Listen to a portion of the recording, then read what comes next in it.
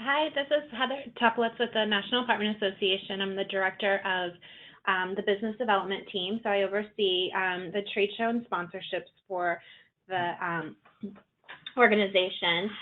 Thank you for joining the webinar. Like mentioned earlier, NAA does want to make your exhibit experience a success.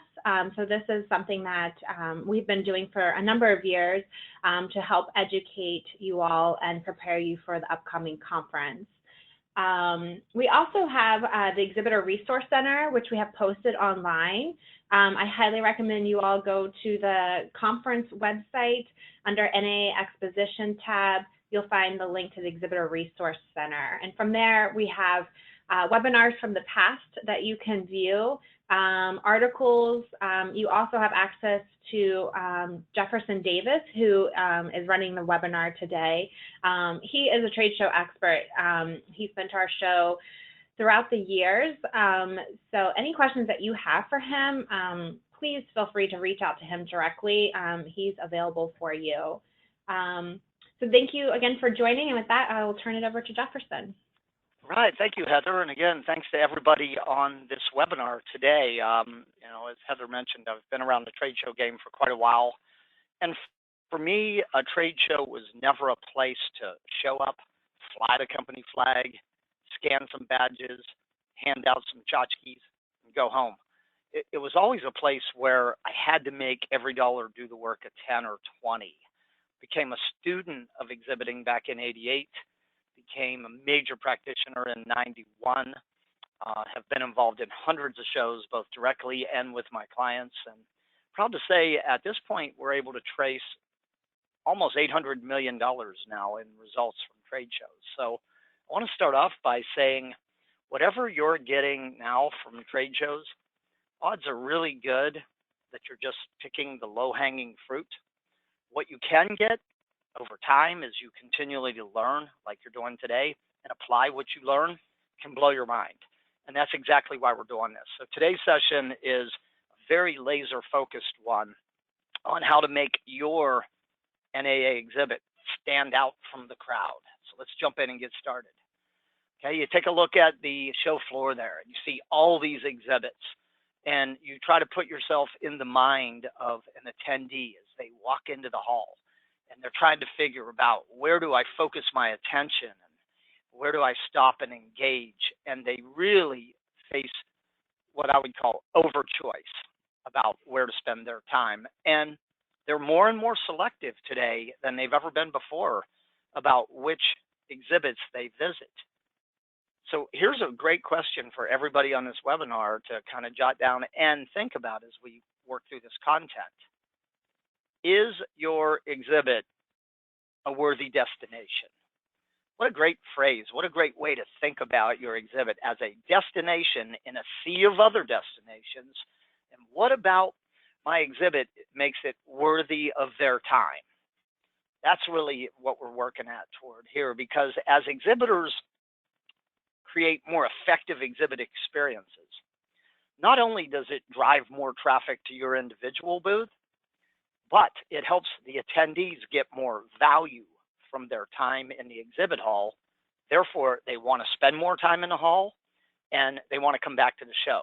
So I think from a high level, all of us as exhibitors are responsible for not just showing up and, going through the motions, but every year, how do we make it better and better and better? So we, the exhibitor, get more traffic and better return on investment. And we deliver a mind-blowing experience that the attendee gets out into the apartment world and says, have you been to NAA? Man, you've got to go to that show. That's what we're talking about here, okay? So let's start off talking about attendees and, kind of trying to get inside of their mind and why they attend trade shows and what resonates with them. The research from the Center for Exhibition Industry really puts it into three baskets, if you will. And these are not in any order of priority.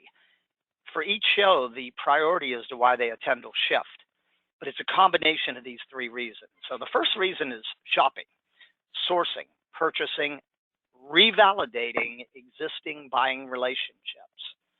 Second is learning. They're coming to learn, so they're going to educational sessions. They want to continue their education. They're getting credits, but the exhibit floor also can and should be an integral part of the learning experience. And third is networking, interacting with their colleagues, peers, suppliers, the gathering of the multifamily housing tribe. And people go for different reasons, and each individual attendee will have different reasons, in terms of the hierarchy, if you were to put it in these three primary reasons. It's hard for us to know individually what any single attendee, defines as their primary reason. But these are the big three. So I think, as we start off here, you may want to step back, think about your exhibit, think about your exhibit program, and ask, how well are we serving these multiple needs? The sourcing, the learning, and the networking experience.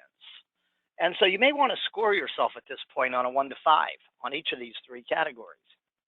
And what are you doing? What specifically are you doing with your exhibit to support these needs? This will force you really to step outside of your role as a supplier and an exhibitor, step into the mind of the attendee, and stand out from your exhibit and look at it and go, are we addressing the multiple needs? Okay, so Exhibit Surveys does a lot of research on trade shows and trade show attendee behaviors. And the three things that their research has identified are most important to booth visitors are, number one, the overall appearance of the booth. Is it crystal clear what you do? Is it crystal clear who you are? Does it look like you put some thought and effort into this, some creativity? The quality of information they receive while they're in the exhibit, and that can come from your graphics, it can come from your product displays, it can come from your presentations or demonstrations, and it can come from your staff. So what information are you imparting, and is it useful? They're looking to take away practical information so they can go back to their housing complexes and make improvements, solve problems. And number three, the relevance to their business. Relevance is a key word. I want you to jot this down. If you're relevant, they'll notice you. If you're important, they'll engage with you. So those are the three things that the Center for Exhibition Industry Research and Exhibit Surveys research finds are most important to visitors at a booth. So let's talk about this worthy destination. And I love that phrase. I think it's I can't think of a better way to articulate how each one of us should think about our exhibit. Is our exhibit worthy of the attendees' time? Just because we roll it out and set it up doesn't mean that it's going to be worthy from their eyes. So here's our 5 things that we can do to make sure our exhibit is a worthy destination. Number one, they got to see it. You might think because you put your exhibit out on the floor that everybody sees it. They don't. They don't see it. They don't notice every booth. They get caught on one thing, one booth that's maybe 3 booths past yours, something's flashing and grabbing their attention.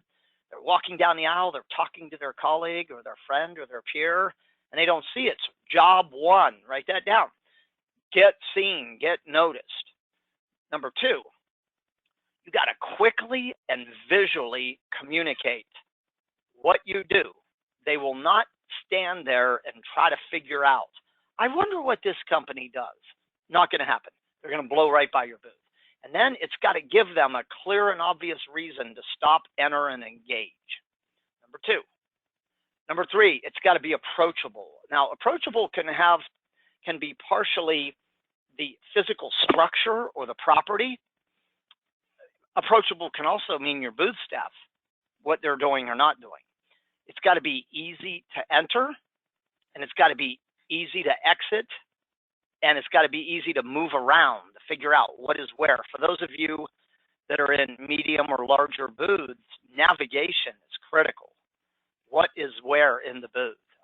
Time is the enemy, and they're not going to work too hard. And so you got to be Captain Obvious and make it crystal clear and evident.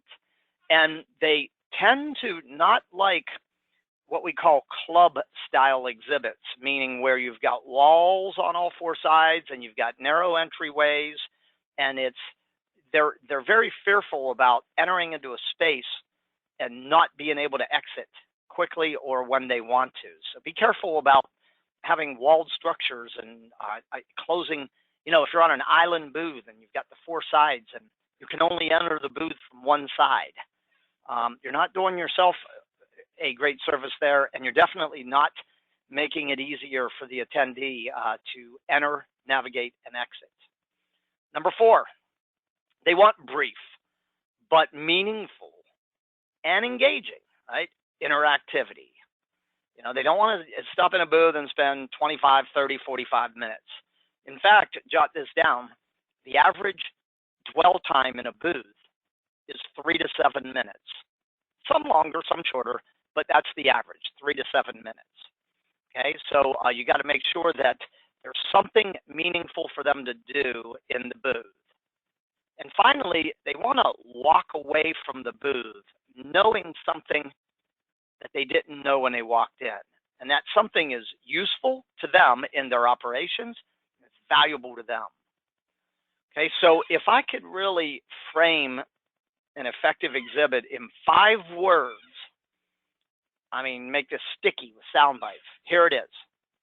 Look, what, why, who, do. Look, what, why, who, do. Force me to look. The second I look, I'm going to ask, what do you do?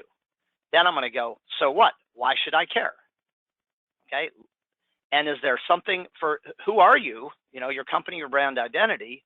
And is there something for me to do that's interactive in the booth? The number one way they want to engage with exhibits on trade show floors, according to the Center for Exhibition Industry Research, is through interactive presentations and demonstrations. Okay, so those are some of the things that will ensure that you've built your exhibit, framed it as a worthy destination.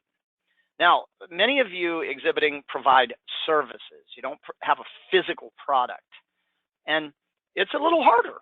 It's easy when you got a product, right? You put it in the booth and you stage it, and it's easy to do.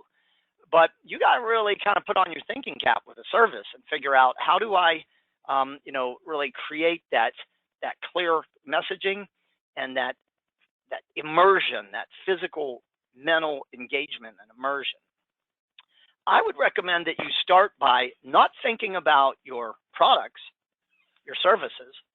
I would recommend you start by thinking about the problems you solve, the opportunities that you create, savings, areas where you can save them, time, money, efficiencies, how to make processes faster, smoother, simpler, and the improvements that you can deliver for their business.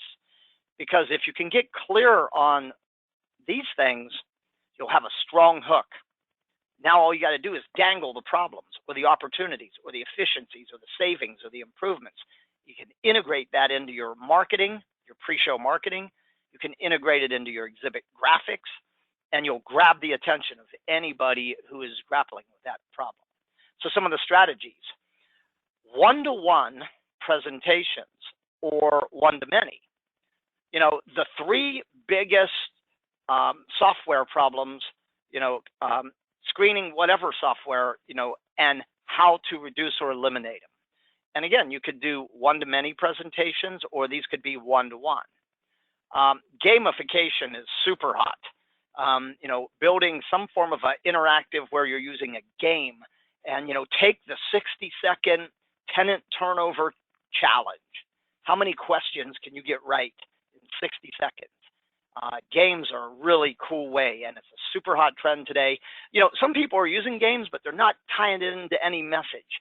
They'll have like a putt, one of those little greens where you putt the golf ball, and there's no message. It's not tied into anything. They're not really learning anything from it. That's what I call a non-selective attraction device. It's also not really supporting a message, a theme, and it's certainly not educating.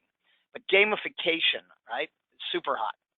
Using physical props to hook and engage visitors.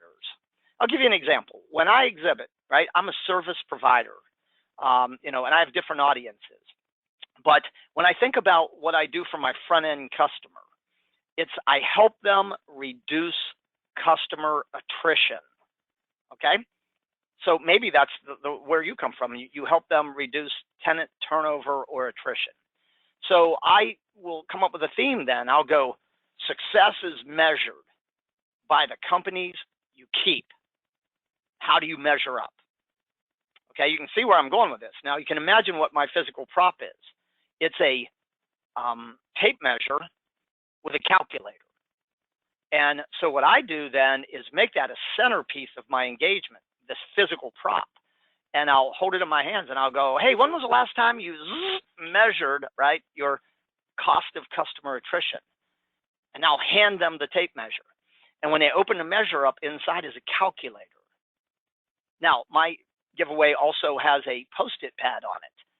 I will ask them 2 questions and I'll have them calculate these 2 numbers and write it down on the Post-it pad.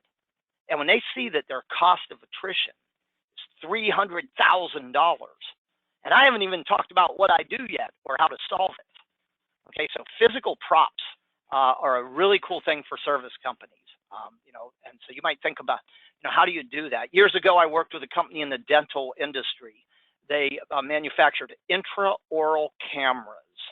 And one of the unique selling differences was all of the other cameras had a stainless steel wand. It kind of looked like a craftsman's socket wrench.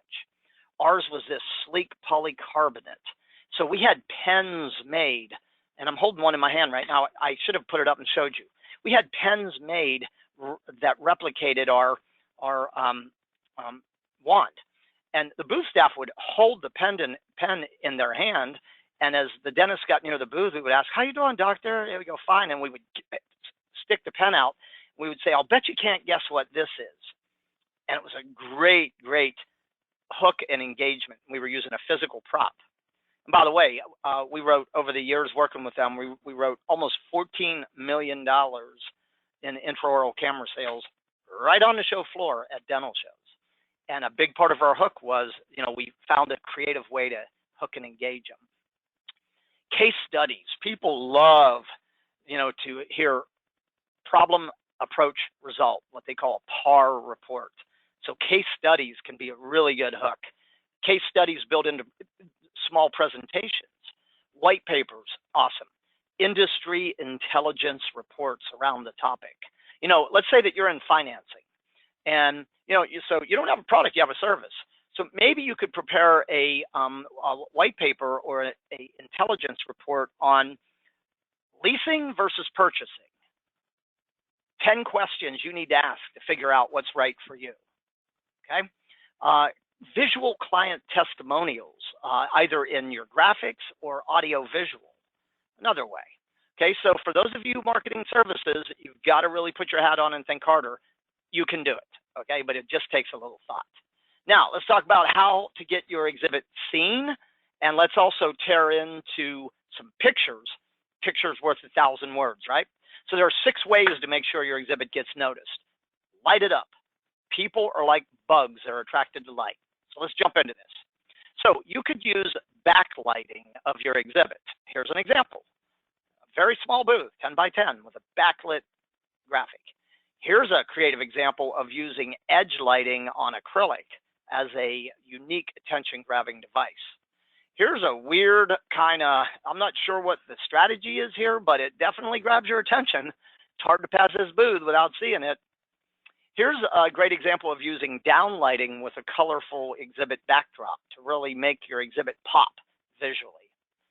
This is one of my favorites, 10 by 20 inline using 3D type graphic backdrop and the lighting and replicating with that color, that blue and lighting. It's like the ocean floor. And by the way, they do subsea housing, so that's very on point for them. Here's an example of spotlighting a product by using moving lighting embedded into the backdrop of the exhibit. What's neat about this is if you look at the bottom left, this image I have up right now, you'll see the 6 things, and those yellow lights it's almost like they were like water filling up. They look like they were floating in the air, and at times the 2 on the end would come out and the 2 on the center would come out. So here's a question for you right now. How are you using lighting to demand attention, and how could you improve what you're doing with your lighting? Fastest way to force people to notice your booth is light it up. Okay, people are like bugs. They're attracted to lights. It's a human thing. Okay, next, imagery. A picture is worth 1,000 words. So here's an example of an exhibitor using backlit imagery of silhouettes of people.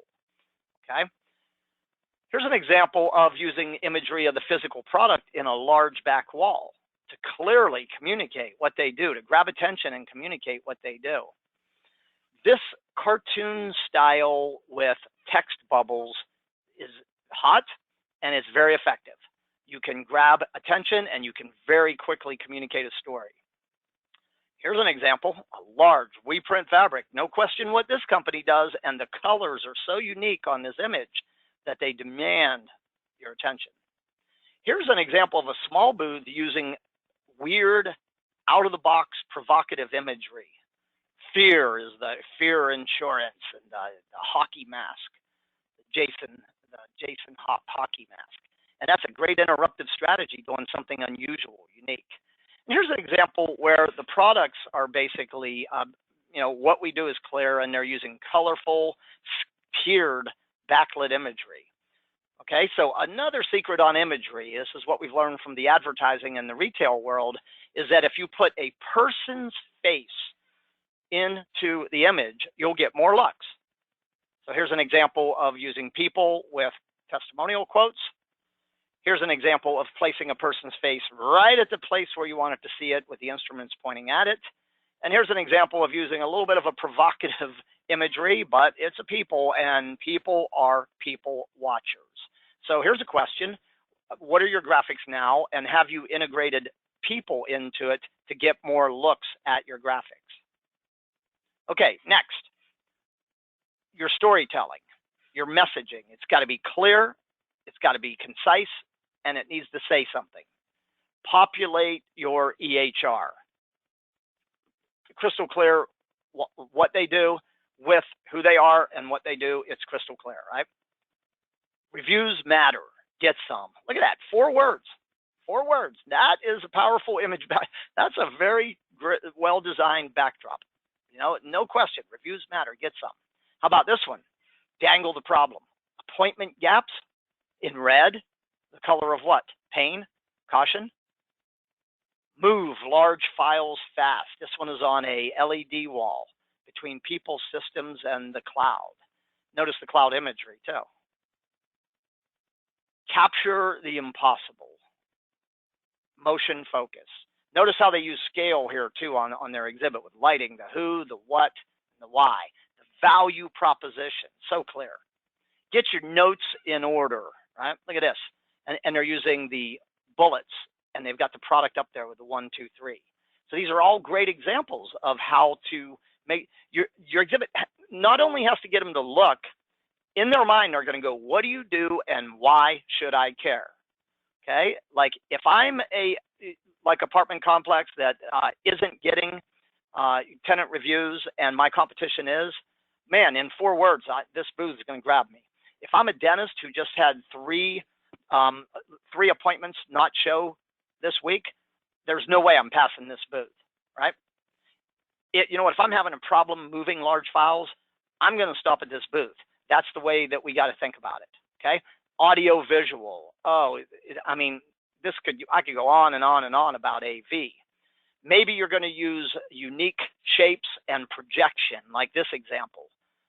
Meet Dr. Jackson, and that arrow was bouncing down toward the interactive AV. Here's an example of a small booth using a well-placed flat panel sharing statistics, building the case for the need. 85% of this, 1 of 7 of that. Okay, here's an example of using backlit and a large flat panel right in the middle of the booth to visually grab attention and tell the story.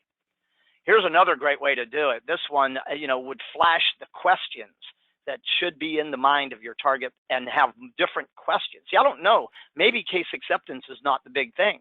It might be one of 5 different problems we can solve. So rather than have a static graphic, I'm using AV to throw the questions out that are or should be in the mind of my customers.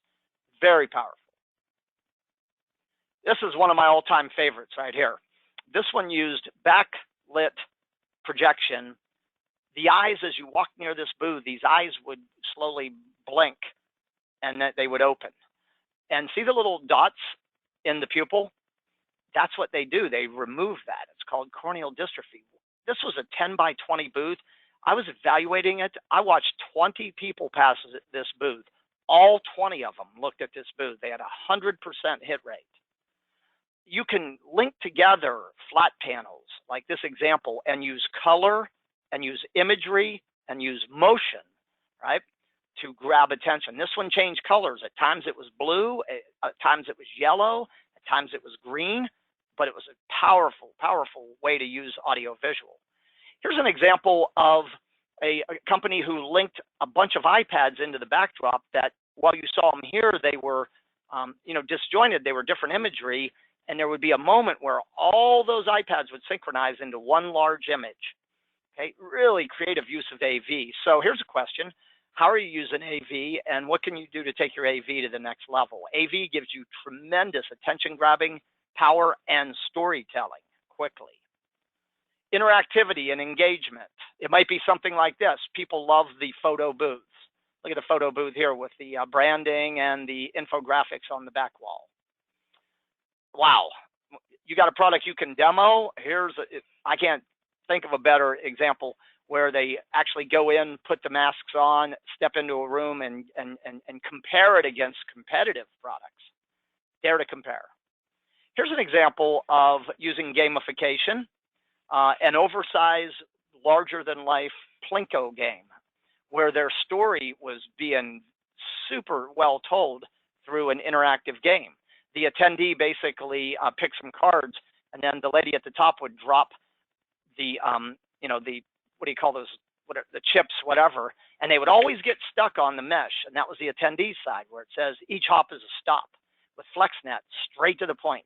What a great way. Creative, super, interactive, larger than life. Look at all the people around the booth. Proof positive, right? Okay, so I'm throwing a lot at you quick. Questions are going to bubble up. Please, the moment you have a question, go to your queue, type your question, press send, and I'll stop at the back end and take all questions. So let's keep cranking. I got a lot more to show you in just 14 minutes. Accessibility and ease of navigation. Okay? Avoid all barriers to entry or exit. When you have multiple things in the booth, make it quickly what is where. Consider the order and the placement of your solution, and consider, for those of you in medium or larger booths, designing zones in the booth. There's a meet and greet area on the perimeter. Then for information seekers that you don't want your booth staff to get tied up with, there's an area to send them to interact with AV and content. And then you've got your interactive presentation areas. And then you've got your one-to-one or one-to-few conversation areas, round tables, meeting rooms, comfortable seating. And then relax and recharge areas are another big trend that we're seeing on show floors. So this would be a perfect example of what not to do. Small booth, throw a table right across the front, nobody behind the booth. Here's another dangerous example. Putting a fence around the booth and fencing your attendees in, not a good idea. Here's another example of where not only does the counter become the barrier, but look at all the booth staff. I see 1, 2, 3, 4, 5, 6, 7, all of them wearing the blue shirts, the gang, backs to the aisle, not one of them paying attention to attendees near the booth. So these would be the different types of barriers that we want to avoid. So take a look at your booth. Do you have any barriers? If you do, minimize or eliminate them. Make it easy to find out what is where in the booth. Look on the right here at the Alex example. This company has 4 different solutions they're featuring in the booth. Not only did they do a great job of placing the solution right above eye level, but they used color blocking to separate the different solutions. Look to the left. This is an example of a company with multiple products, instruments, who rather than, like many, just throw them out on the table and hope they figure out what is where, put them into logical groupings, scissors, needle holders, miscellaneous, forceps, hooks, but they did a great job of grouping them and labeling it, making it quickly and easy for the visitor to find what they're looking for. Let's talk about your interactive experiences. We've got, at least 6 things that you can do to create that physical immersion and interaction in the exhibit. This is one of my all-time favorites, using interactive audio visual in a 1-to-1. They had a video wall recreation of the cold vault, and then they had a touch screen where they could take the visitor up and tap on, ask them about their demographics, and they could tap on blue collar, white collar, whatever, and the vault would shuffle the products, and it would quickly show them how to organize their product displays to do what? Drive more sales. And it also provided education on each category, if you look on the picture. So interactive AV, wow, you can do some really amazing stuff with this. Hands-on. This is a simple example. The company has a speed stack, a game.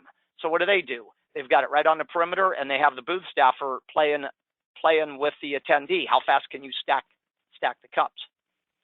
Here's an example where they're trying to show how lightweight their crates are, and rather than just tell you they're lightweight, they've got the ladies standing there, and you can do it yourself with their toes, flipping the crate. Here's an example of a hands-on demo. Great value proposition. Cleans the water, so you can clean the floors. What do you think they have the attendees doing? Demoing the product. Here's an example of a small exhibitor that had this ergonomic seat, and rather than just tell people, hey, this will help you burn more calories and keep your back in shape, they were having attendees try it out. Okay, so what are you doing in your booth to get the attendees to physically engage and immerse with your products? That's what we're talking about. Okay, one-to-many presentations. If you have a topic that is hot, that is valuable, sometimes a theater presentation in your booth. Look at this one, where we're doing on EMR. Look how many people are in the aisles watching this. Not only are all of our seats full, but in the aisles. And you can pull this off in a small booth. Here's a 10 by 20 that's got a small theater, right? They've got like 9 stools here. There's the AV. And you can draw crowds with theater presentations. Okay, so maybe that's the strategy you need to go, is a quick one-to-many type presentation, and keep them short. 7 minutes is about the length. Okay. Next, recreating environments. At last year's show, Mohawk did an amazing job of staging, kind of us versus them. Here's what the products in the apartment with the competitor looks like. Here's what ours looks like. Notice on the right, they did a great job of using a product vignette to recreate the workplace and teach you quickly the areas in the workplace where germs get transmitted. This is a simple example. The company sells these tailgate things, for college stores. Rather than just have them on a rack, they had a cutout of the back of a AV, and that wiper blade was moving. Great strategy. Here's an example. Valspar did at a show I was at, where they were comparing the internal heat in the attic space with their roofing compound compared to traditional shingles and the other type of they would use. A demo is worth 1,000 words. If you can recreate the environment, you can get a lot of engagement. You can really deliver your message with stickiness. I want people, when they enter my booth, like if I shook them awake at 3 in the morning and asked them, what was it about my flooring? Boom, they could tell me. That's the kind of environment we're trying to create. Gamification quizzes, super hot. Notice on the left, the Kimberly-Clark. What's your germ personality? Take the quiz. And then it had these different personalities, and you would enter your content. And then it had, as you went around, it kind of educated you on it. Over here on the right, Sherwin-Williams at the NAA show did a great job with the color match challenge. You know, a fun and engaging way, including daily prizes for the fastest time, how fast you can match the colors, you know, which is super creative for a commodity, a paint product, right? In the center, the snack swap challenge. I love this one. You know, the message was category growth. And so they had the interactive. You know, there were 9 products that showed up.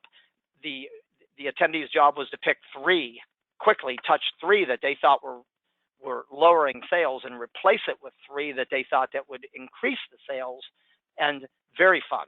This was General Mills at a show we were at. And I'm showing you examples outside of your industry intentionally. I'm showing you some from within your industry, but I'm taking you outside for a reason. Chances are you're probably doing plus or minus 10% what others in your industry are doing. So I want to bring you examples from the outside too. Self-guided demonstration information access. This is a really simple but powerful example of creating these text bubbles and physically placing them on the product to tell your story. The next generation, 21% reduction, 18% increase. Here's an example of using an interactive wall with iPads, syncing up your tablets with the content on the wall. Multi-solution provider with a whole range of solutions, large information area where they didn't have to bring everything and show it. Attendees could learn through any one or any combination of their solutions just by tapping the screen. And another example of delivering content and information using iPads. So there's a lot that you can do in this area. Improving the comfort factor. Okay, this is important. Okay, if you want to own time of possession, if you want to increase the visitor's dwell time in your booth, I want you to think about what you can do to make it more comfortable for them. Simple as it might sound, and most of you know this already, one of the best things you can do is have thick carpet with great padding underneath of it. Some people go, oh man, it costs a lot more. It does cost more, but I tell you what, when your booth's full of visitors and the dwell time is long, you're going to appreciate that. Okay, that's one of the fastest ways is the flooring that you're using is to increase the comfort. Don't put too much stuff in your booth. Less is more, right? So open space. Accessibility, we've talked about. Not just accessibility to your booth, but that your products and services can be physically interacted with. Seating, comfortable seating, you know, depending on what you're doing. There's different, I've been in booths where they've had 3 levels of seating, where they've had a hard bench, then they've had, you know, moderately padded chairs, and then they've had cozy, comfortable couches for the deeper conversation. And they're strategically driving people to these different areas. Your staff behaviors, they play a huge role in the attendee comfort factor.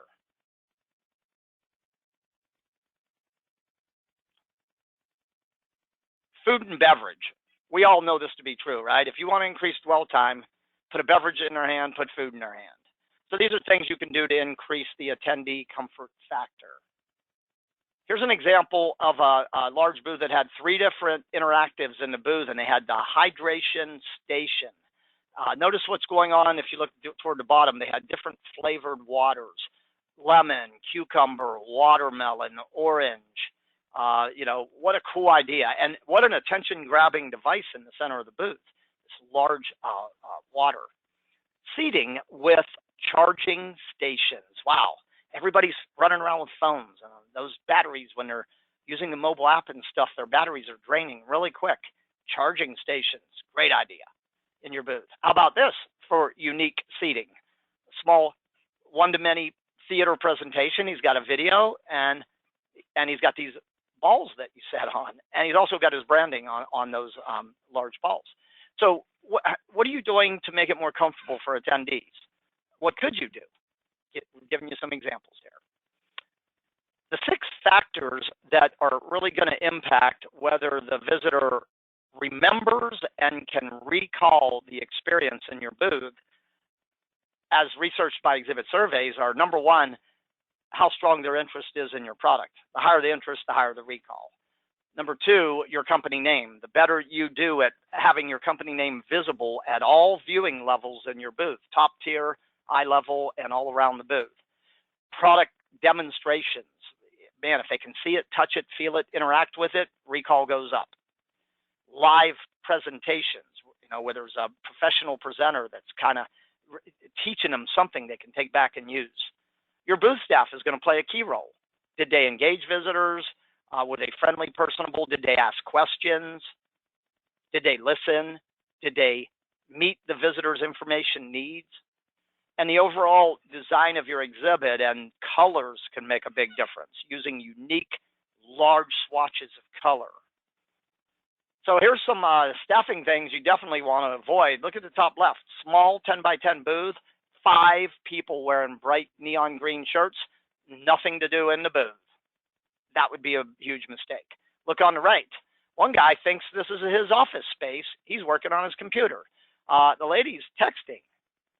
And the one on the bottom, this is a real world one, sleeping in the booth. Okay. I was doing an E3 at a show, and I literally heard someone snore, and I turned around and I said, oh, not only is that the problem, but look at this booth. Just about everything that could be wrong is happening with this booth. Sitting, sleeping, large tables, attendees in the aisles, way too much stuff, no crystal clear messaging. That would be the example of what not to do.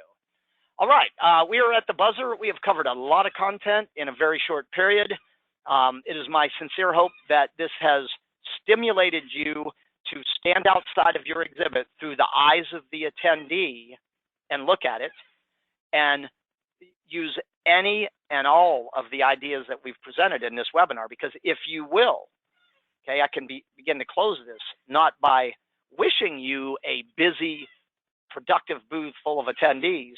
If you'll take some of the ideas we've shared today and adapt them to your situation, you will have a booth full of interested, engaged, qualified visitors.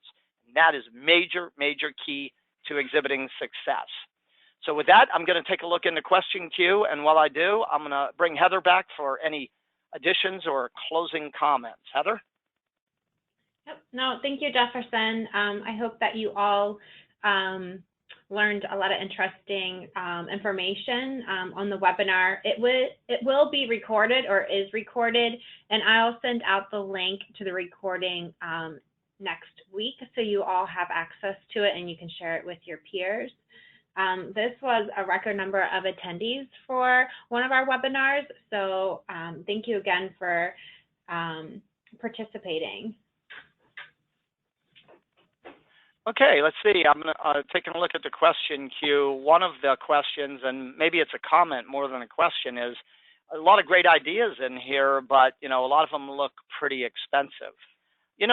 There's always ways to do things in a budget-friendly manner. If you design custom AV interactions, you can often repurpose and use it if you have a showroom, or if you have a road show where you go out and do presentations. And, it doesn't have to be expensive to be effective. Sometimes a iPad, a tablet that has a product or service exploration app on it can do the trick. With flat panels and stuff, oftentimes it's cheaper to rent than it is to ship it in and set it up and ship it back. So rental can come into play. And what I'm seeing with technology is, as it increases, like everything, the cost is going down and down and down. So start where you can. Think about how to repurpose and use it in multiple applications beyond just the booth. And that'll at least get you started. See, the next question I got, this one is a technical question. It's a little bit out of my wheelhouse, but I will look into this. The question is, how do you balance visuals on the booth screen when you're also using screens to give tours of our software?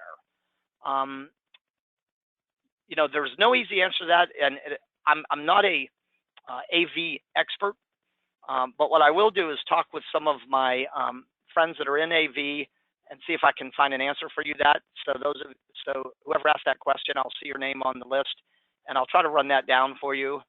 Oftentimes, what flashes to me first of mind is when we do have multiple screens, that one screen stays static and is keeping our company branding and our value proposition up, and the second screen is showing the software in usage. So if we're talking about large screens that are on the back wall of your exhibit. So my first answer would be multiple screens. One stays static, the other one is used for the demo. Okay, we have run a few minutes past. I want to thank everybody for logging in. I want to thank Heather and the entire team at NAA for caring enough about exhibitors to invest in programs like this. I want to thank all of you for logging in. Take the ideas you've learned. Sometimes one or two little changes in a booth can make all the difference in the world. I will be at the show, and I look forward to seeing your booths in action and seeing how you brought. So if you have questions, feel free to reach out to me through the Exhibitor Resource Center or email me at jefferson@tradeshowturnaround.com. Thanks for logging in, everybody. Have a great day. Use this content, and we will see you in Atlanta very soon. Talk to you later.